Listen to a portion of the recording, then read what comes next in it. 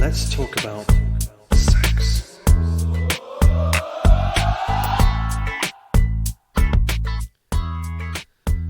You are listening to Sexy Marriage Radio with Dr. Corey Allen and Gina Paris, where we are attempting to have honest, practical conversations about love, sex, marriage, relationships, life, anything and everything in between. Did I leave anything out with that one, Gina? No, that's a good start. Okay. So we are also hoping to help you with a marriage that sizzles with passion, pleasure, and purpose. And we want to help you turn up the heat in your marriage because winter is coming. So it's not just heating your house, but to heat everything else. So if you want to find us, you can find us a little bit more at sexymarriageradio.com. And we can also would love to hear from you with our feedback line. And that number is 615-567-3996. Or you can email us at feedback@sexymarriageradio.com. So, last time we were together, we were talking about should you initiate sex or should you just ask for it? And I kind of got the sense, Gina, tell me if I'm off on this. I kind of got the sense that as it was a good topic to start with, but we kind of got off base or went all over the place with it, I guess. Yeah, I think we just didn't leave the how. It was one of those, how the gurus in the self-development field say, share the what and the why, but not the how. Okay. And that's a good assessment of it, because I think we got to talking all around it and kind of got theoretical, if you will, and didn't get into the practical. I know that's all that PhD you got going on. Yeah, sometimes I get into the philosophy, and Okay. that's been the interesting thing in my writing career. Just a little detour, real quick, is I've never seen myself as a writer, and when I started Simple Marriage 3 years ago, one of my hardest things to do was to get out of academia world and into writing world, which is just it's in blog world especially, which is different. And so my wife would constantly, when she's my editor pretty much, and she would always, don't use this word. I have no idea what it means, so no one else is going to know either. So like, oh, okay. So I've had to really kind of work to get down out of the clouds, I guess you could say. Not that that's a higher level. I'm not even going to go down that road. So, but that's a good point. This week we're making Dr. Corey be the how to seduce your wife expert. Uh-oh. Here we go. And realize that I fail at times when it comes to a little disclaimer that I fail when it comes to seducing my wife sometimes. Yeah, for the record, number one, Corey and I, you picked up on, we're not married to each other. Correct. And number two, even though we're really passionate about having these sizzling, sexy marriages, I can speak for the Paris household. The sailor and I are not swinging from the chandeliers 24 hours a day. Well, all right then. So disclaimer over. So yeah, we're all in this together. We're just growing, and we've overcome enough though that I think it's worth sharing. And I know my marriage is what I'm the most proud of, and what I most would love to reproduce in the world. The kind of respect and love and affection that we have. Absolutely, and I think it's worth noting, because I would be in the same boat as far as have totally enjoyed the last 10 years of my marriage, and it's been one that just the amount of growth and life we have been able to create together has been tremendous. And so I guess the encouragement is to stick with it wherever you are in your journey with your marriage, because it does get better. I mean, I think research proves that out, and our lives have proven that out too, is that it gets better the further you get into it. So yeah. So probably our listeners come to the podcast with the same question that we get so often in our emails, both at your Simple Marriage and at my Winning at Romance. People want to know, is there hope for us? Yeah. And we say absolutely. So if we go back to this issue about sex and initiating and asking, we're saying go for it.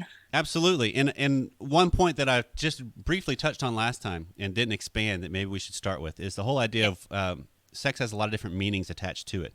Exactly. Because as humans, we have the ability to create meaning of everything we do in our life. And to some people, a simple aspect of your life could have a tremendous meaning where someone else is looking at it going, God, that's just such a little small thing.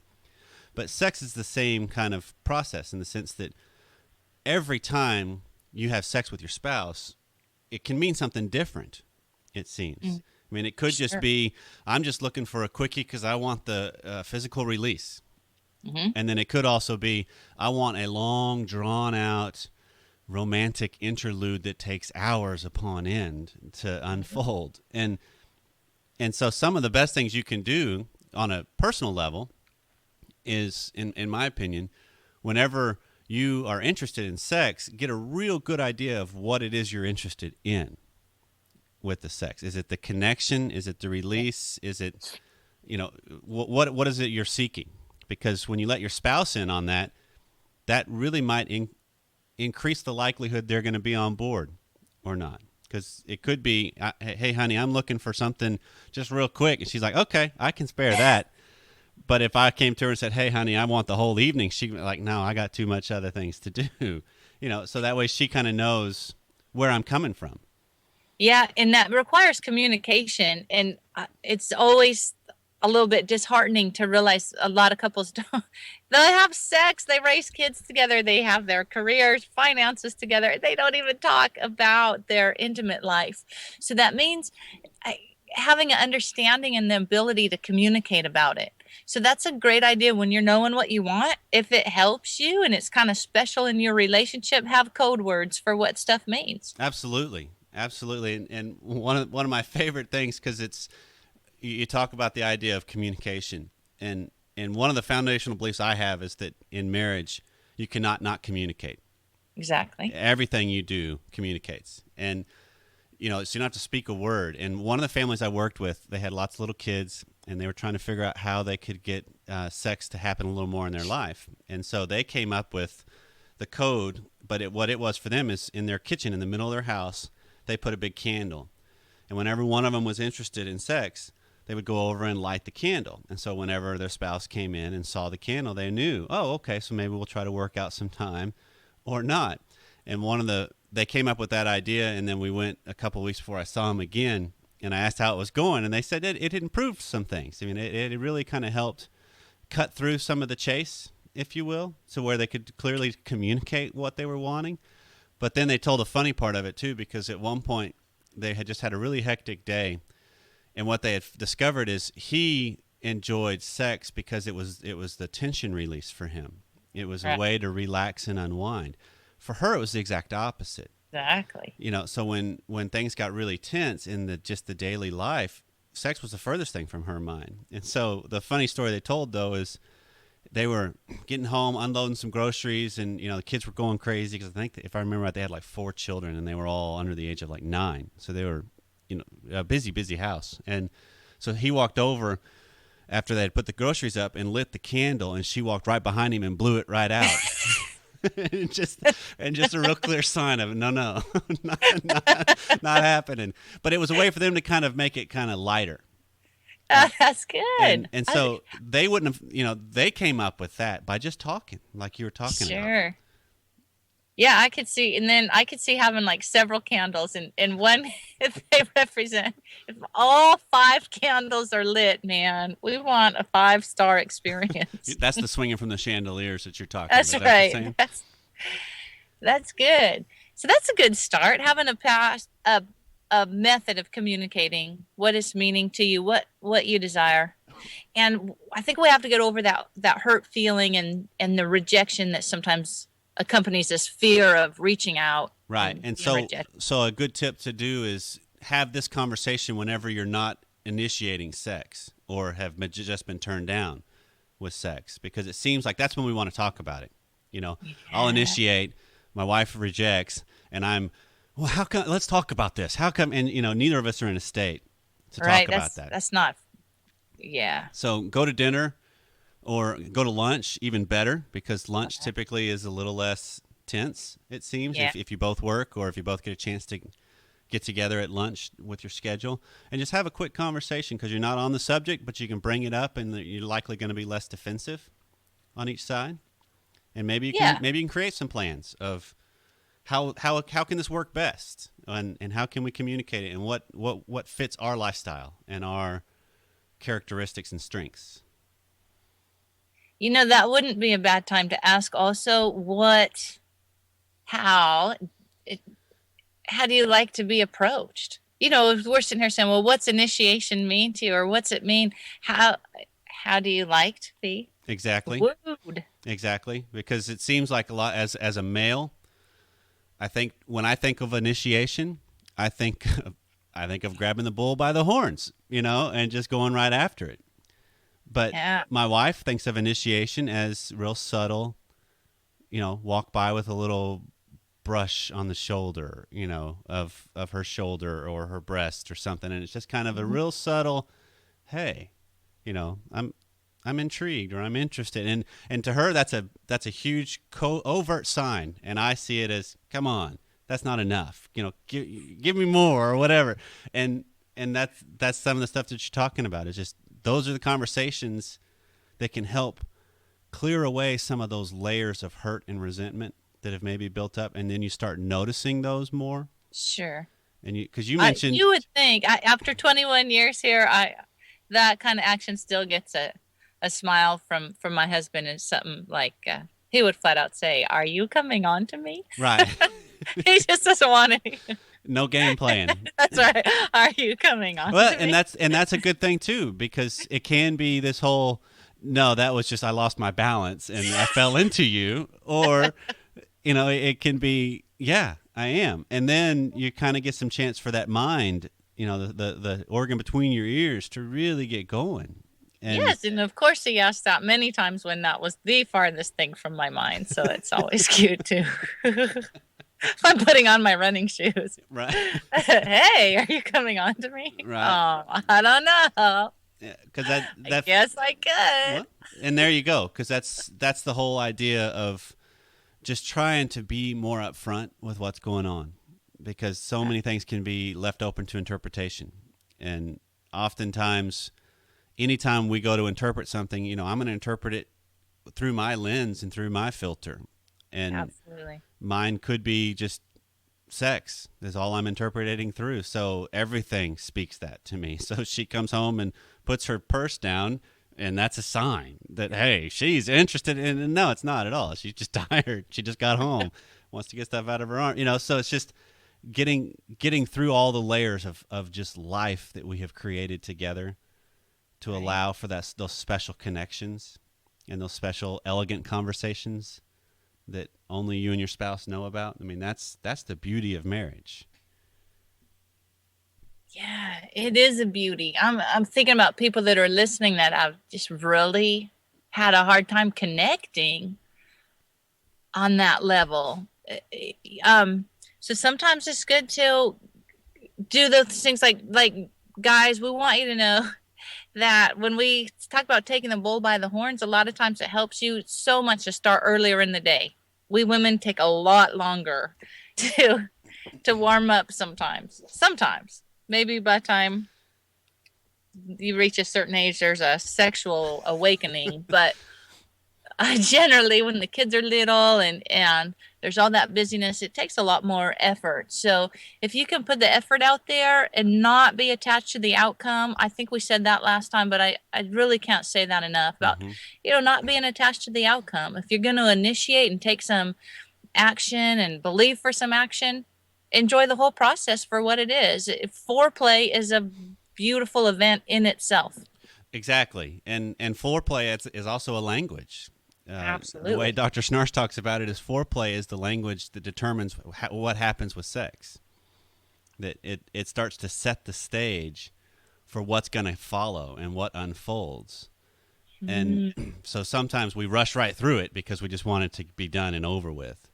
Sometimes we're a little slower and more involved and more engaged and more present because we want the moment to last. And and that's the whole idea of the meaning that we attach to things is so important, because how we make meaning of what happens determines the outcome. Yeah. Yeah. And absolutely. you made the comment of, I'm going to be the expert on how to get lucky with your wife. or that's my phrase, I guess, of it, is Yeah. So step one of the things I think of as, and this, so listeners, feel free to disagree if you'd like. Speak up in the comments or email and let me know. But one of the things I believe is that men were wired to initiate. Women are wired to be receptive. That doesn't mean there's not other sides to that and where women can't. But let me rephrase it. Okay, the masculine is wired to initiate and to penetrate the world, and the woman is wired, or the feminine is wired, to be receptive and be opened to the world and to invite the world. And so every creature, every human has both masculine and feminine in it. That's just part of what we've got. I mean, women out in the world, running a house, all those kinds of things are masculine traits where you go out and you take charge and you conquer. Same side of things are husbands or fathers that stay home and nurture their children. That's more oftentimes associated more with the feminine. And men are as much as capable of doing that as a woman is going out and making something in the world. I mean, so I think as a man, a large majority of the initiation is going to fall on our shoulders, men, because usually the testosterone in the body increases the interest in sex, increases the hormonal level interest in sex. So some of it is on our shoulders to kind of initiate it. And one of the best things I think you can do as a man is let her feel your presence in her life throughout the day. Meaning, I mean, one of the best things I know to do with my wife, and this probably would work with your wife too, is if I can do a 6 to 10 second kiss at some point during the day, she just melts into that. Where I'm not groping her, I'm not trying to grab her butt, I'm just kissing her, just being present and holding her tight. About the 4 or 5 second mark, every time I've tried this, she just kind of relaxes. Yeah. I mean, I think that's the feminine relaxing and letting their guard down with the masculine. I mean, I think that's kind of what's going on, is that kind of opens her up to just my presence and to know things are okay, I'm safe, you're secure, you're loved. And I think when you do that, that opens your wife up then to inviting you into her presence. That's very good. Which is really what sex is it's an inviting of each other into our own presences. Presences, I don't know if that's an actual word. Yeah, well, I just blew a real dramatic point I could have made right there, and there you just my bad English. But I think that's kind of a fundamental process that goes on between male female. And the same thing can happen with the woman, that the woman can invite the male into her presence by just the way she conducts herself, by the little glances, the subtle nuances. All those that's the feminine being feminine. And if you're masculine, you're turned on by the feminine. I mean, that's just the way it is. But the feminine has a tremendous amount of power and a lot of energy. And lots of times I think women are just looking for a safe place to let that go, to just be.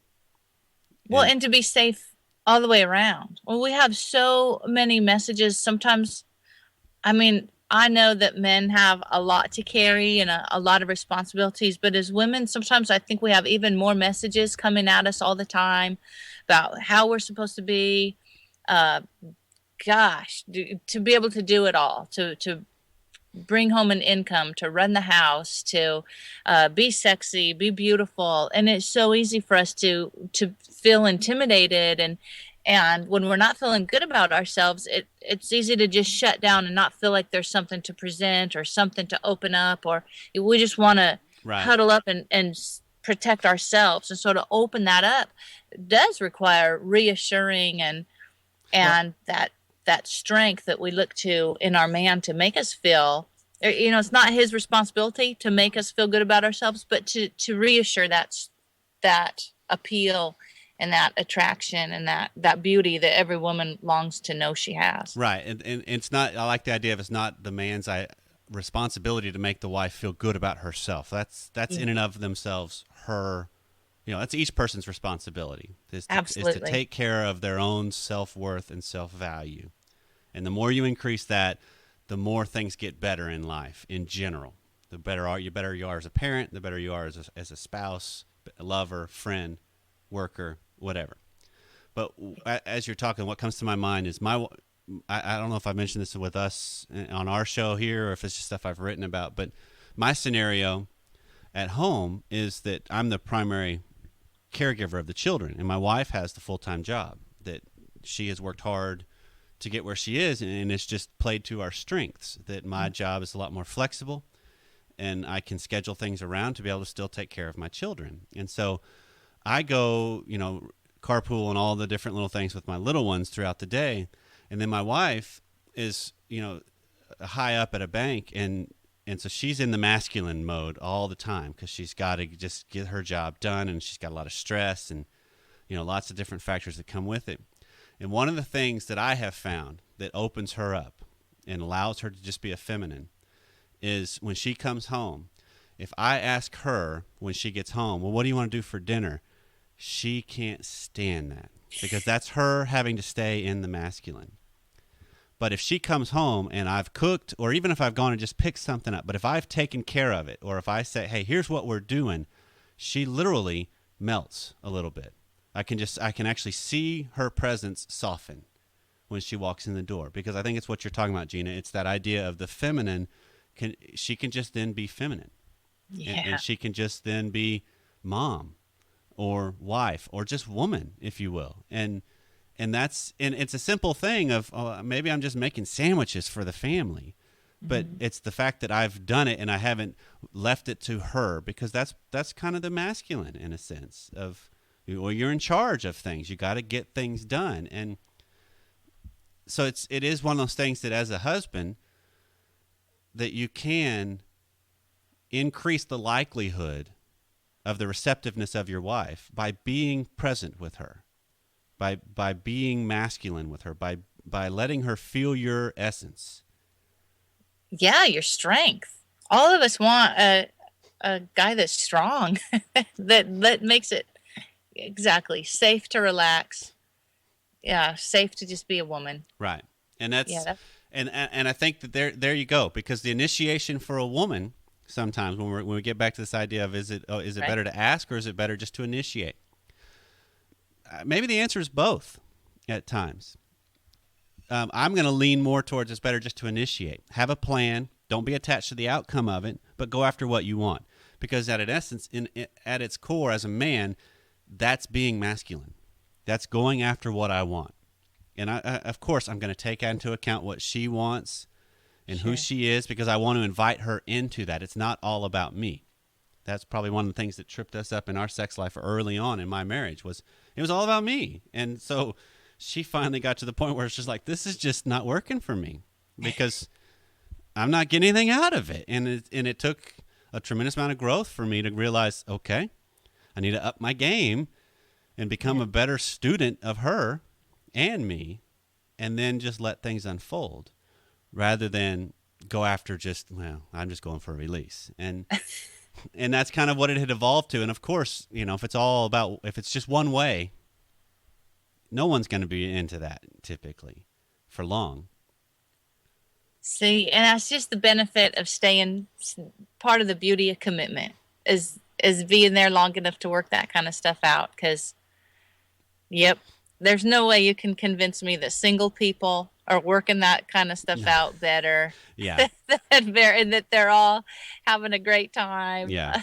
No way. There's so much insecurity out there. And so in a relationship where you have passion, you have fun, and you have commitment, you have everything you need, especially if you have faith. We talked about not looking to your partner to be the provider of your self-esteem. That really comes from knowing who you are, who you're created to be. And when you know you're created in the image of God, that helps in itself. So there's a beauty in that. Absolutely. So. And to the believers that we have in our audience, another great way to improve sex, pray about it. Yeah. Pray specifically about that aspect of your life. Pray with your spouse about that. Pray as you begin. I mean, it doesn't matter when. Invite God into that aspect of your life. He created it. I doubt he ever, looked at what we have figured out to do and is surprised. Oh me, I can't believe they would do that. I just can't see that happening. I think that's just invite God, and because that is also, if you think about it, even non-believers, if you've had some of those ecstasy moments in sex, I think you get a sense of an otherworldliness, a higher being, a something beyond just two humans. There's something that's created as part of that. And to me, that points to God. Yeah, I believe that. And there's that sense in there, in that oneness, that it's eternal. It's just so far. It's not even of this planet. Right. So it is. It's supernatural in a way. So yeah, we love that. We want that for our listeners. Yeah, and so don't run from that. If that's part of who you are, invite that into your world. And if it's not, fine. I mean, it's not that you have to. It's just the idea of don't avoid that aspect of there can be an otherworldliness, whether you point that to God or not. Right. Just recognize the space between that you create, and the spirit that you create of the space within that space, because that houses a tremendous amount of energy and a tremendous amount of passion and love and adventure. And I think it's Esther Pearl that in her Mating in Captivity book talks about the space between you is where eroticism lies. And and that's what we're talking about, is it's that intermediate area that you can create just by working it out, by sticking with it, by going through the rough times, because it does get better. And what you get to experience is tremendously better after you work. Absolutely. So there's always hope. And yes, initiate, and communicate. Learn to decide what that means for you guys as a couple, because every couple is precious and beautiful and as individual as the two people that make it up. Absolutely. Well, and on that note, Gina, you got any other last little tips as the woman? Woman, enjoy how beautiful you are. See yourself as beautiful and as a gift to offer to your mate. Absolutely. I love the idea of a beauty to unveil or unfold. Absolutely. That it's not something external, but it's something from inside that you get to share. Yeah, it's awesome. Well, until next time, this is Sexy Marriage Radio. We would love to hear from you. So hop on, let us know what you think. We will see you next time.